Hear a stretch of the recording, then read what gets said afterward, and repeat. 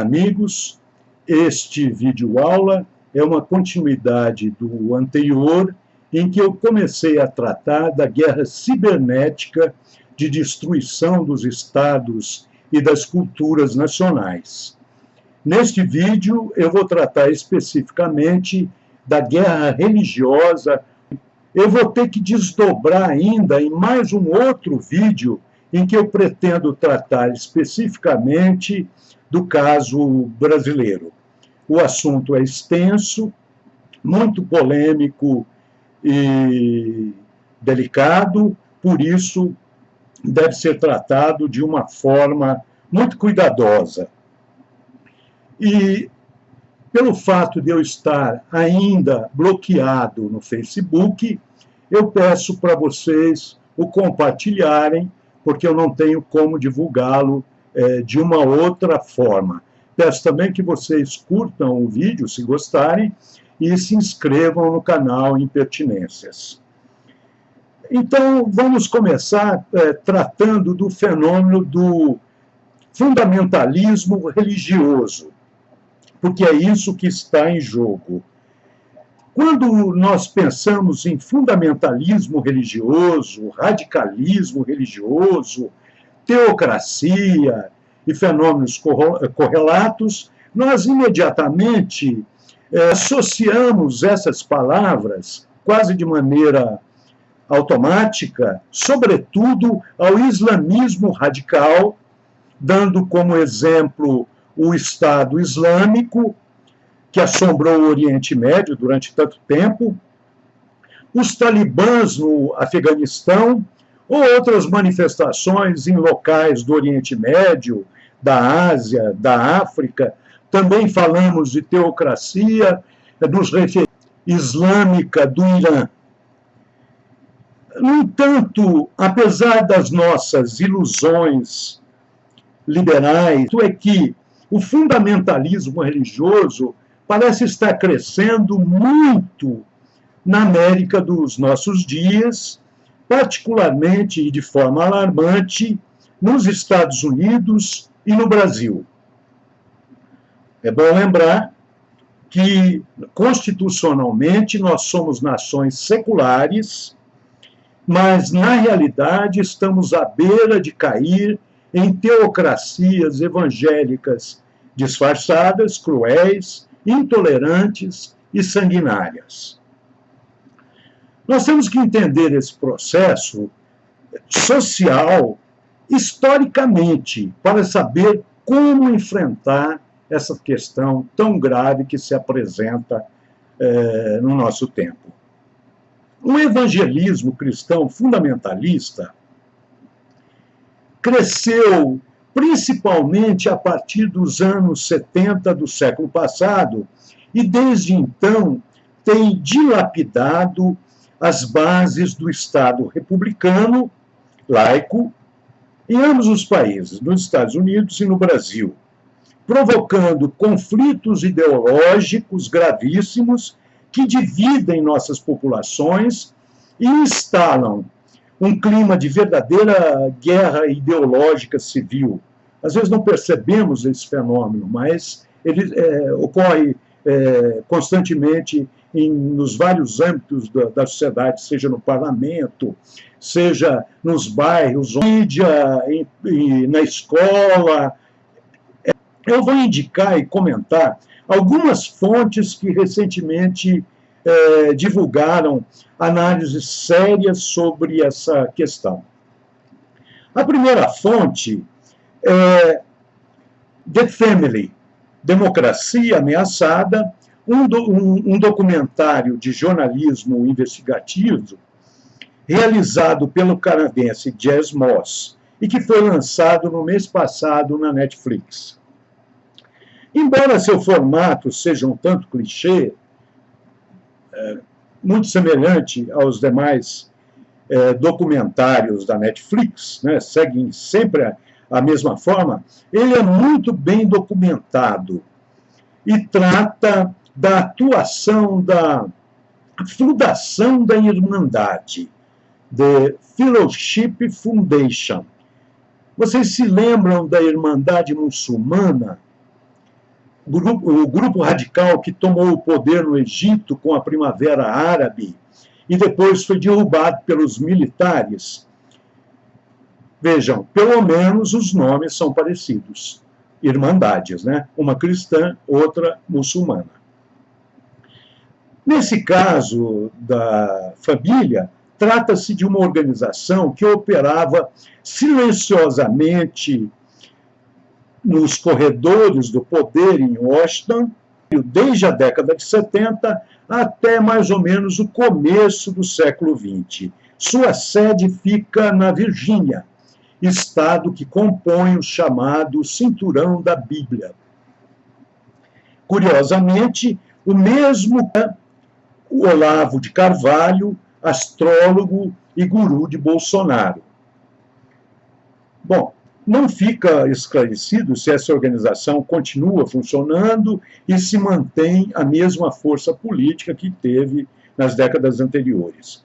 A série retrata o poder que essa organização cristã conservadora teve, ou ainda tem, no governo norte-americano e em vários países do globo controlados pelo Império, influenciando líderes mundiais, entre presidentes, ditadores ou congressistas. O jornalista começou a investigar o tema depois de ter passado pela experiência, desde os 20 anos, de viver numa casa comunitária com outros jovens membros da organização que se dedicavam, em princípio, a estudar a Bíblia. Na realidade, eles só liam o livro de Jesus, uma espécie de manual compilado de forma arbitrária das demais obras que formam a Bíblia, e de uma maneira que ele considerou muito estranha do ponto de vista teológico. Eles se uniam em torno de um único mandamento: Jesus plus nothing, ou seja, Jesus e mais nada, nada além de Jesus. A ideia dessas reuniões fechadas era colocar os ensinamentos de Jesus no meio político e expandi-los mundo afora. Os jovens habitantes da casa tornavam embaixadores de Jesus no meio político, atualizando dessa maneira a missão dos primeiros apóstolos de Cristo num poderoso lobby no governo dos Estados Unidos e também em outros países. Sua adesão à missão deveria ser por toda a vida e eles deveriam guardar segredos sobre a organização. O principal líder da família, como eles gostavam de se identificar, era Doug Cole. Nasceu em 1928 e morreu em 2017. Ele era visto como o homem mais poderoso de Washington, do qual jamais se ouviu falar. Sua formação se deu na igreja presbiteriana, mas depois disso ele acabou se tornando o principal líder dos evangélicos de direita de várias denominações cristãs. Como o documentário demonstra e outras fontes comprovam, e aí basta colocar o nome dele no Google para uma rápida pesquisa, ele foi uma eminência parda da maioria dos governos dos Estados Unidos, sobretudo desde a presidência de Jimmy Carter, entre 1977 e 1981. E, como se sabe, Carter era um seguidor devoto da Igreja Batista. E aí, só para estabelecer uma rápida correlação, que eu vou retomar no próximo vídeo, vários promotores públicos da Lava Jato, como o Deltan Dallagnol, que é o principal parceiro do juiz Moro, pertencem a essa seita ligada umbilicalmente à sua matriz nos Estados Unidos. Então, seria preciso estabelecer essa relação de como os batistas também cresceram no Brasil a partir da década de 70. Mas voltando ao Do Coe, ele seguiu como com forte influência, não só no governo do Jimmy Carter, mas também nos governos Reagan, Bush pai e filho, ainda no governo Clinton e Obama, até 2017, desculpem, quando morreu. E atuou por baixo dos panos em questões externas envolvendo Estados Unidos, Israel, Palestina, Egito, Paquistão, Congo, entre outros países. Desde a década de 1980, ele foi o organizador do National Prayer Breakfast, o café da manhã nacional de oração, um evento que atualmente a direita religiosa brasileira também quer implantar aqui. A Irmandade, The Family, tinha bases missionárias em vários países e extensos contatos nas suas elites políticas, assim como no Congresso e na burocracia dos Estados Unidos. Apoiou diversos políticos reacionários e políticas conservadoras, neoliberais, país afora, articulou suas ações, acobertou práticas ilegais de congressistas ligados a ela. Segundo essa organização semissecreta, não importava se um político cometia crimes ou não. Se fizesse parte da organização, ninguém o julgaria. Tudo em nome de Jesus. Essa é a primeira fonte que eu indico para vocês, então assistirem no Netflix. A segunda fonte que eu indico para leitura é uma matéria do Jornal da Unicamp, de 22 de agosto deste ano, com o título Os Evangélicos Norte-Americanos e a Política, Desafios do Novo Milênio. O autor é Reginaldo Correia de Moraes, professor de Ciência Política nessa universidade.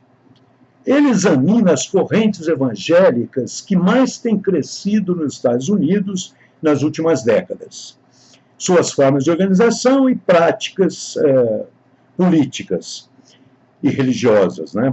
Ele examina principalmente sua teologia, que significa uma nova interpretação da relação homem-divindade, promovendo normas e valores que embasam o capitalismo consumista, a mesma teologia da prosperidade que a gente conhece também no Brasil e que se alastrou por aqui, ironicamente, não tanto beneficiada pelas mãos de Deus, mas pelo prodigioso consumismo da era Lula.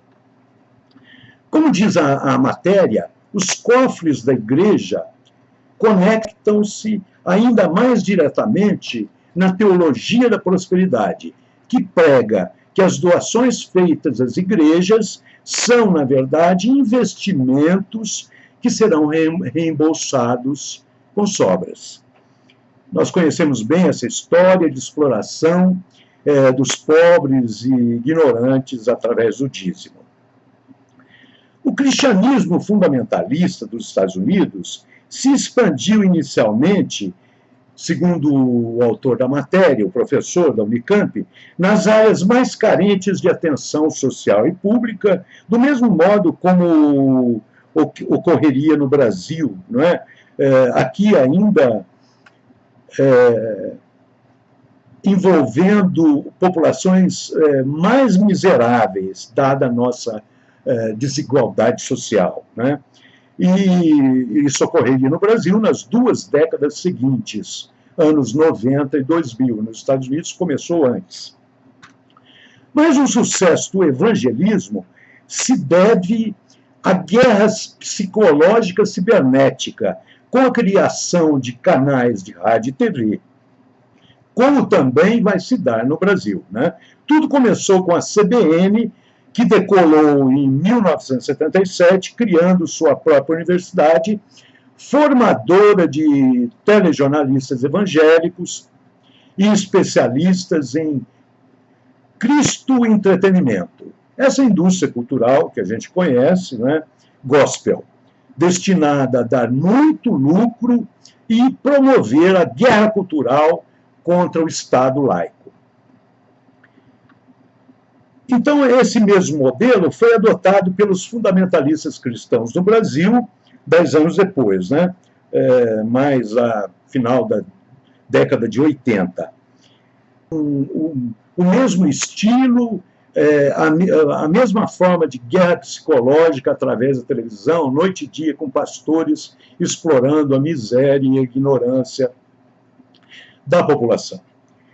Outro marco importante da ascensão dos evangélicos radicais se deu com a organização de grandes demonstrações de massa, como a primeira Marcha para Jesus, o Washington for Jesus, que foi em abril de 1980, chamada por alguns jornalistas de Woodstock dos cristãos.